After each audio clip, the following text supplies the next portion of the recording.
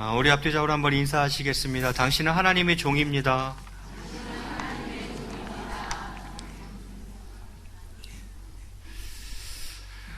오늘은 성경 읽기표 진도에 따라서 민수기 말씀을 가지고 종이 지켜야 할 자세라는 제목으로 함께 말씀의 은혜를 나누고자 합니다.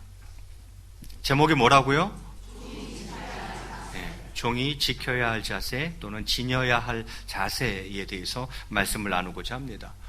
오늘 본문에 나오는 모세의 모습을 통해서 종의 자세는 어떠해야 하는지 함께 살펴보기를 원합니다. 먼저 본문의 배경을 보면 가데스 바네아 반역 사건을 여러분 기억하실 겁니다.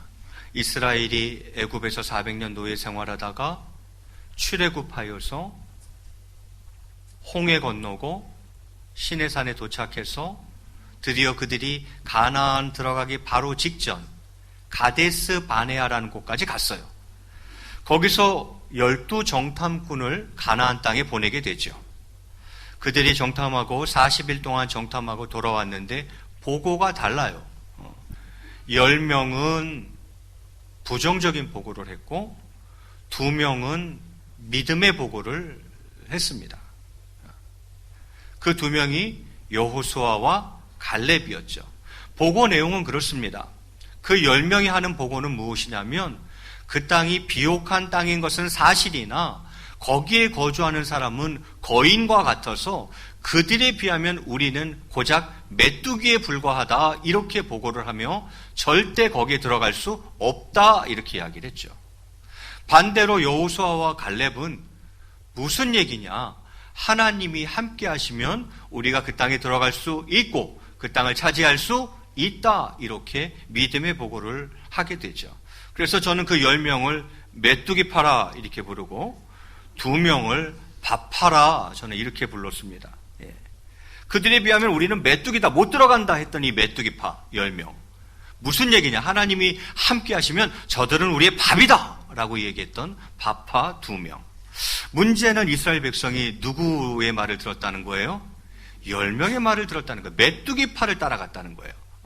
그래서 그들이 울고 불고 난립니다. 이제 가나안도 못 들어가고 다 죽게 생겼다고. 하나님께서 열받으셨어요. 그래서 뭐라 그러십니까? 40일 정탐했는데 하루를 1년으로 계산해서 너희가 40년 동안 광야에서 방황하게 되리라 이렇게 말씀을 하십니다. 그리고 그 40년 동안 출애굽 1세대는 전부 다 죽고 가나안 땅에 아무도 못 들어간다. 여호수아와 갈렙에는 아무도 못 들어간다 이렇게 이야기를 하시죠. 그래서 그들이 광야에서 38년 동안 계속 방황을 했던 거예요.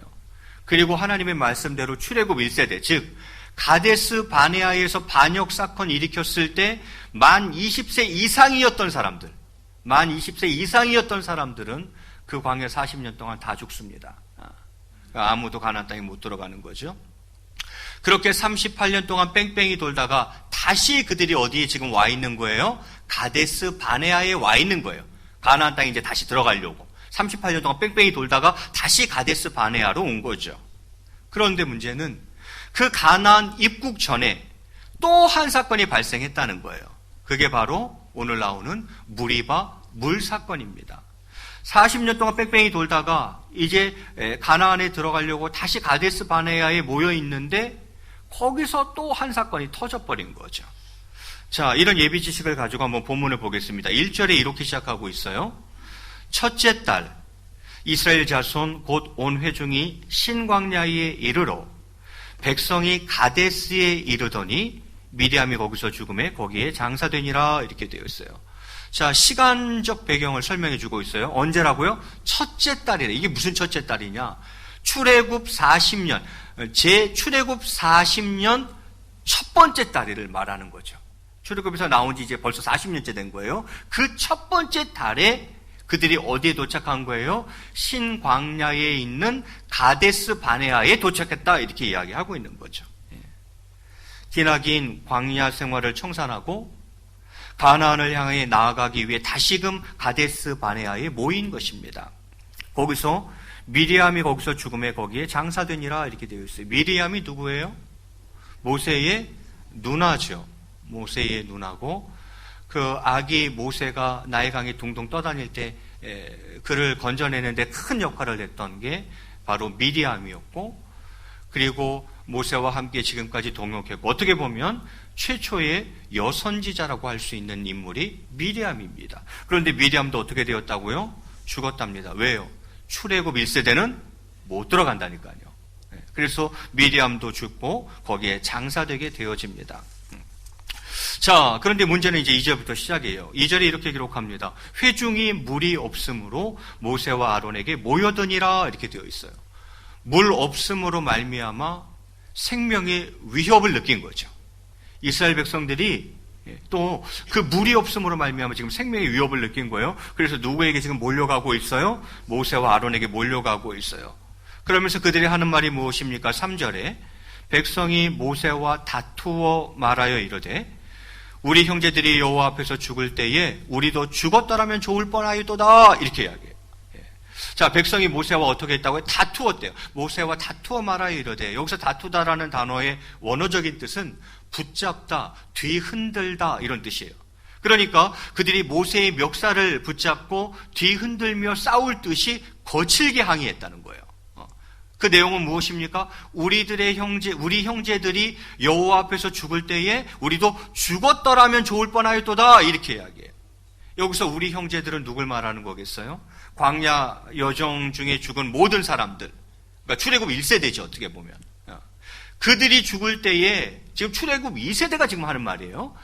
그들이 죽을 때에 우리도 확 죽어버렸으면 좋을 뻔하였도다, 이렇게 이야기하는 거예요. 여러분, 해서는 안 될 말이라는 게 있는 거예요.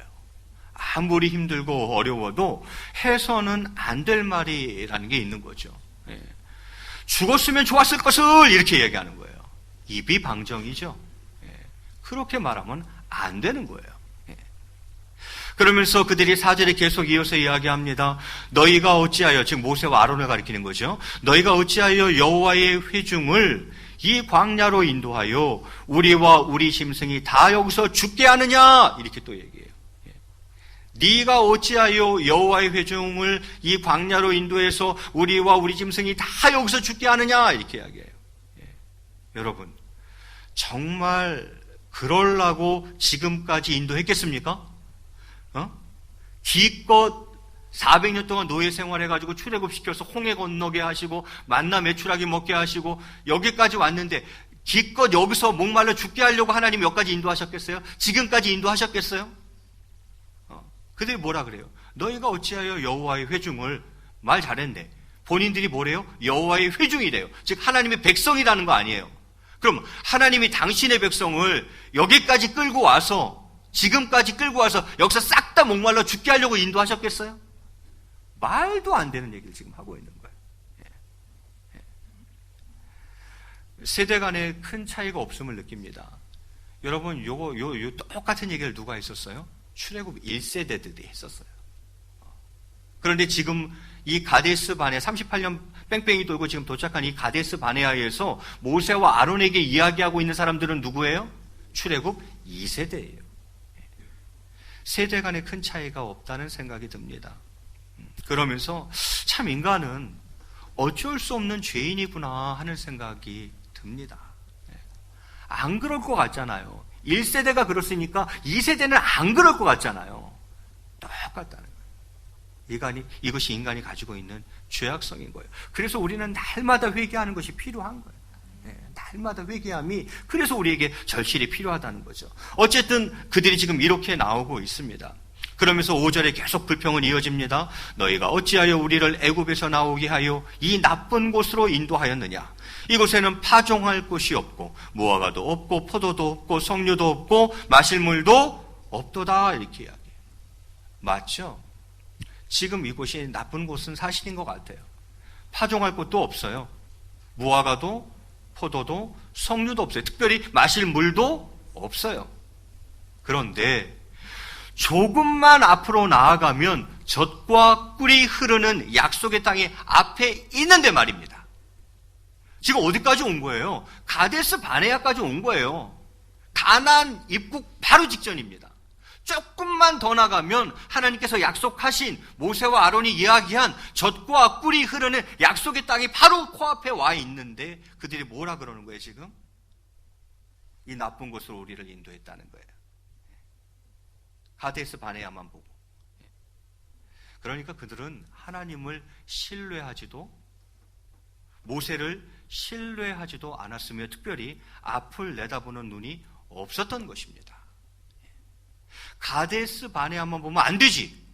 어딜 바라봐야 하는 것입니까? 가나안을 바라볼 수, 그것도 먼 일이 아니잖아요. 먼 장소도 아니잖아요. 바로 코앞까지 지금 다 왔다니까. 몇 걸음만 나가면 젖과 꿀이 흐르는 약속의 땅이라 이 말이죠. 그런데 지금 가데스 바네아에 조금 어려움이 있다고 그들이 하나님을 원망하고 있더라라는 거죠. 자, 이쯤 되자 이제 모세와 아론의 반응이 나오기 시작합니다. 6절에 이렇게 기록합니다. 모세와 아론이 회중 앞을 떠나 회막문에 이르러 엎드림에 여호와의 영광이 그들에게 나타나며 이렇게 되어 있어요. 모세와 아론이 어딜 떠났어요? 회중 앞을 떠났다. 백성들 앞을 떠났어요. 왜 그랬겠어요? 모세와 아론은 백성들의 다그침에 난감했을 것입니다. 너무 난감했을 거예요.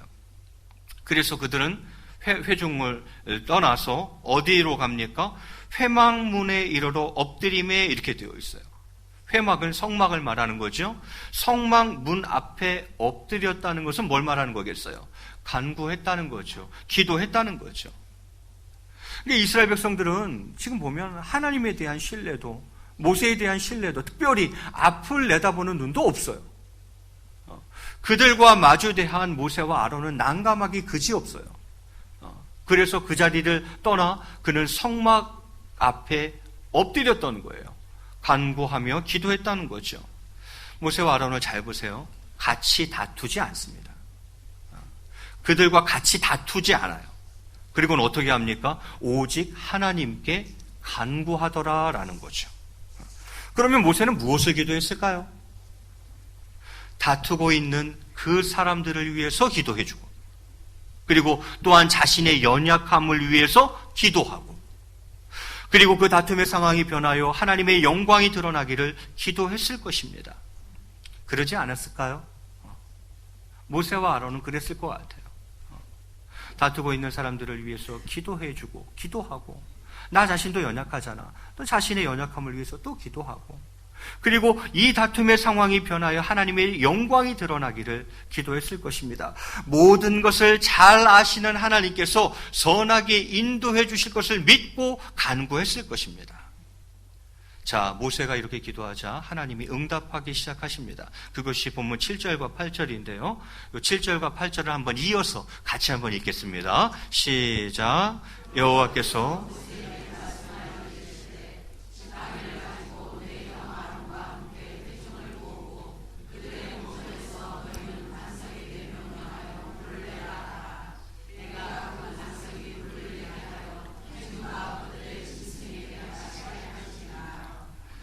간구하는 모세에게 주신 하나님의 답변은 무엇입니까? 8절 말씀에 첫째, 지팡이를 가지고, 그리고는 둘째, 네 형 아론과 함께 회중을 모으고, 셋째, 그들의 목전에서, 즉 눈앞에서, 그 말이죠. 그들의 눈앞에서 너희는 반석에게 명령하여 뭐라고 얘기하라고요? 물을 내라, 이렇게 하라고 이야기하십니다.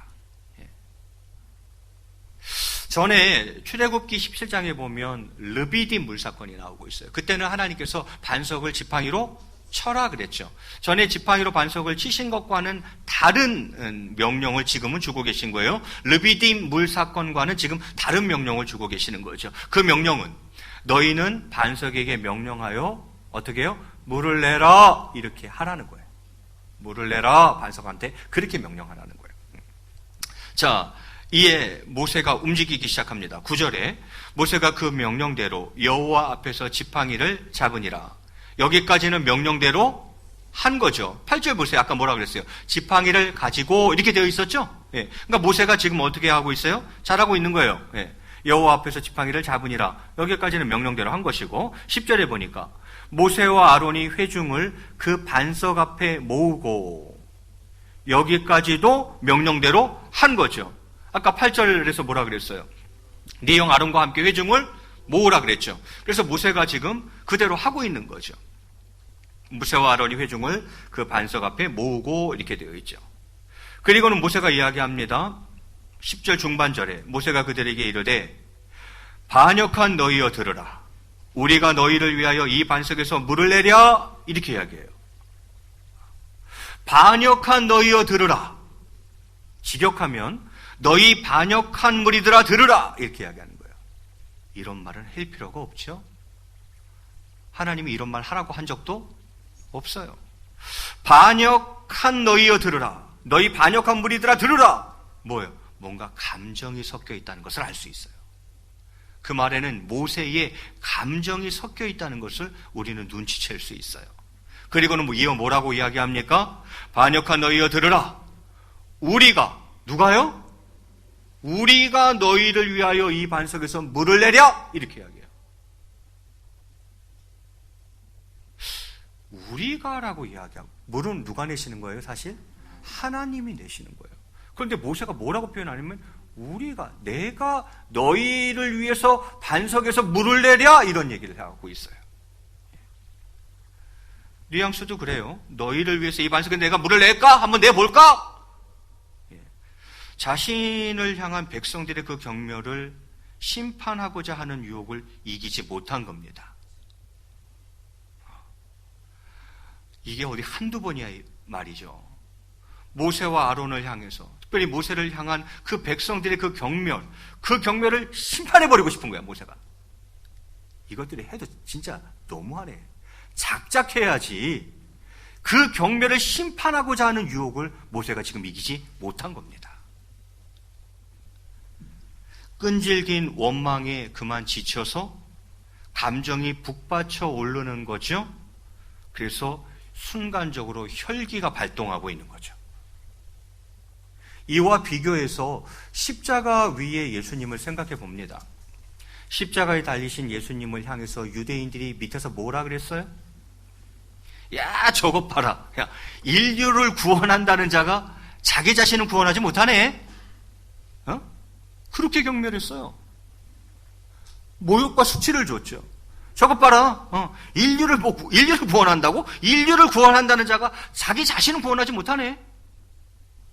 야, 예수야, 십자가에서 내려와 봐. 그러면 우리가 너 믿어줄게. 이렇게 경멸했어요, 예수님을. 그럼 예수님 어떻게 하셨어요? 정말 십자가에서 내려가서 저것들을 그냥 싹 다 쓸어버려? 예수님 그러셨어요? 저것들 봐라. 나를 경멸해? 정말 내가 십자가에 내려가서 저것들을 그냥 싹 다 한 번에 쓸어버려? 예수님 십자가에서 안 내려오셨어요. 내려오실 수 있는 분이고 싹 쓸어버리실 수 있는 분이세요. 안 내려오셨어요. 무엇입니까? 경멸을 심판하고자 하는 유혹을 이기신 겁니다. 그 경멸을 심판해버리고자 하는 그 유혹을 예수님이 이겨버리신 거죠. 근데 모세는 지금 거기에 진 거예요. 반역한 너희여, 우리가 너희를 위해서 반석에서 물을 내랴? 진 거죠. 그러면서 11절에 이렇게 행동합니다. 모세가 그의 손을 들어 그의 지팡이로 반석을 2번 치니 물이 많이 솟아나오므로 회중과 그들의 짐승이 마시니라. 모세가 어떻게 했다고요? 그의 손을 들어 그의 지팡이로 반석을 2번 치니 이렇게 되어 있어요. 뭔가 틀렸죠? 아까 8절에서 하나님 뭐라 그러셨어요? 너희는 반석에게 명령하여 그냥 뭘만 하면 되는 거예요. 물을 내라 이렇게 말만 하면 되는 거였어요. 그렇게 하라고 그랬어요. 그런데 지금 모세는 어떻게 하고 있어요? 자기 손을 들어서 자기 지팡이로 반석을 2번이나 내리치고 있어요. 왜 그렇게 했을까요? 폼나잖아.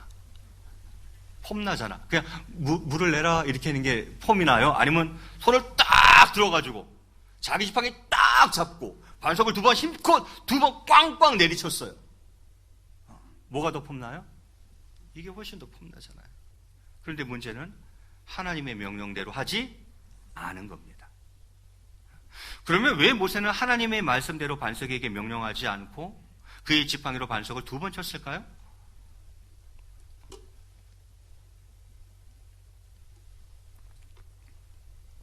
왜 그렇게 했을까요? 모세가 단순히 반석에게 명령으로만 물을 내라고 하였다면 하나님의 능력이 높이 나타났을 것인데, 모세는 마치 자기가 반석에서 물을 내는 것처럼 반석을 2번이나 힘껏 내리친 것입니다. 반석에서 물 나게 하시는 분은 누구예요?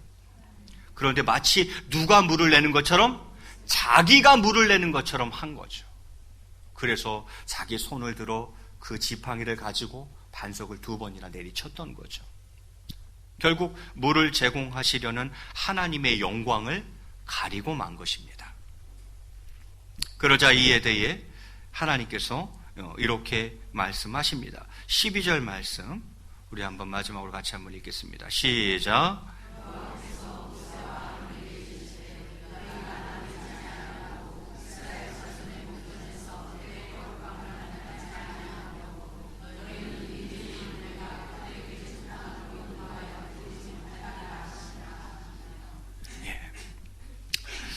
하나님이 이 행동에 대해 모세와 아론에게 이렇게 이야기하십니다.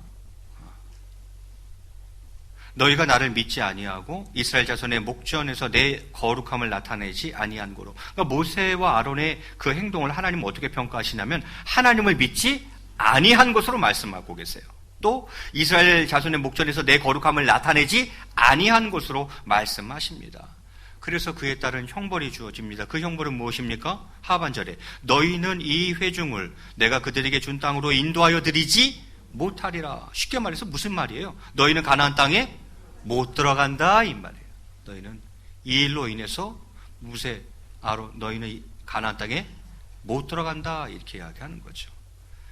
그러면서 13절에 이스라엘 자손이 여호와와 다투었으므로 이를 무리바 무리라 하니라 이렇게 되어 있죠. 무리바는 겨루다, 다투다 그런 뜻이에요. 그래서 그 물 이름이 무리바 물이 된 것입니다. 오늘 본문을 보면서 오늘 본문에는 이스라엘 백성들도 나오고 하나님께서도 나오시고 모세도 등장하고 있어요. 각각을 보면서 몇 가지 생각들을 여러분과 나누어 봤으면 좋겠어요. 먼저는 이스라엘 백성에 관한 대목인데요. 세대 간의 차이가 없다는 생각을 떨치기는 좀 어려운 것 같아요. 좀 나을 것을 기대했는데 별반 다르지 않았어요. 인간은 참 어쩔 수 없는 죄인이다라는 생각을 하게 되어지고요. 그것을 늘 인지하고 긴장하며 살아야겠다라는 생각이 들어요. 내가 마치 다 된 양 생각할 때 이제 넘어지는 거예요. 내가 부족하고 연약하고 언제든지 쓰러질 수 있는 죄인이라는 인식을 가지고 경계하며 각성하며 살아야 되는데 이런 것이 우리에게 좀 필요하지 않겠나.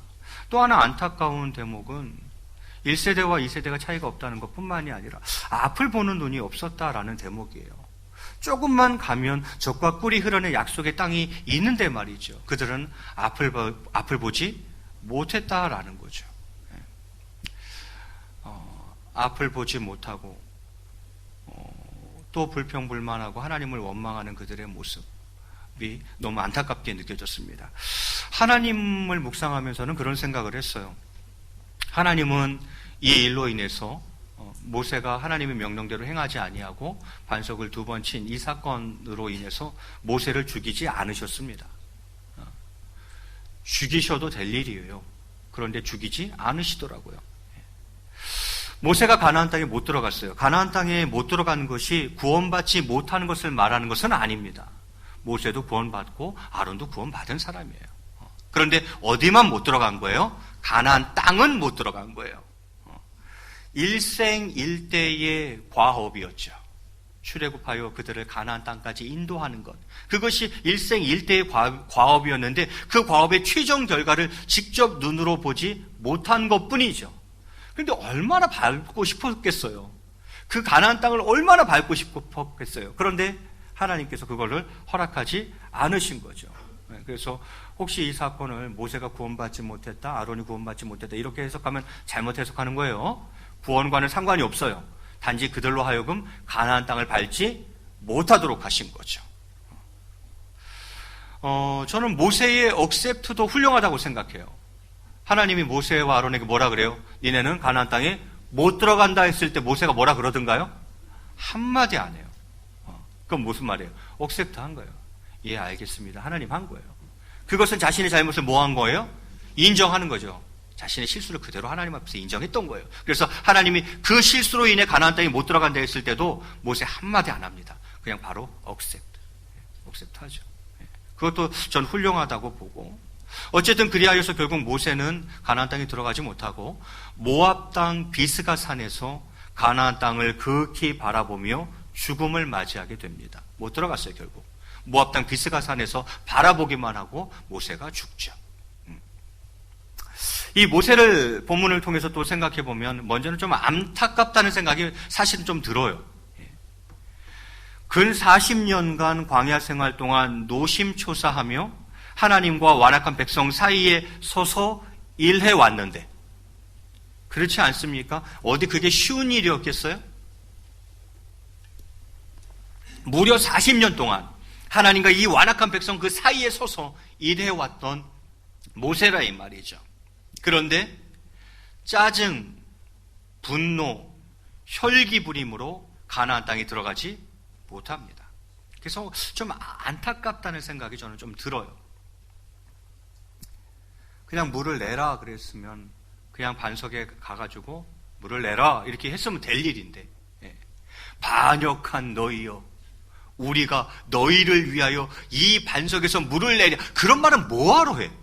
하나님이 그런 말 하라고 한 적도 없고, 그것 때문에 결국 못 들어간 거 아니에요? 안 해도 될 말이었어요. 굳이 안 해도 될 말인데 그냥 물을 내라 이렇게 했으면 끝날 일이었어요. 그런데 그냥 한편으로는 모세가 좀 이해도 돼요. 얼마나 짜증이 났으면 그랬겠어요. 모세도 이게 하루도 이틀도 아니고 40년 동안 계속 하나님을 원망하고 불평불만하니까, 거기다가 1세대 가고 좀 나올 줄 알았지. 2세대도 똑같은 거예요. 지금 가나안 들어가는 거 그 코앞에서 지금 또 그러고 있으니 모세도 짜증날만 하죠.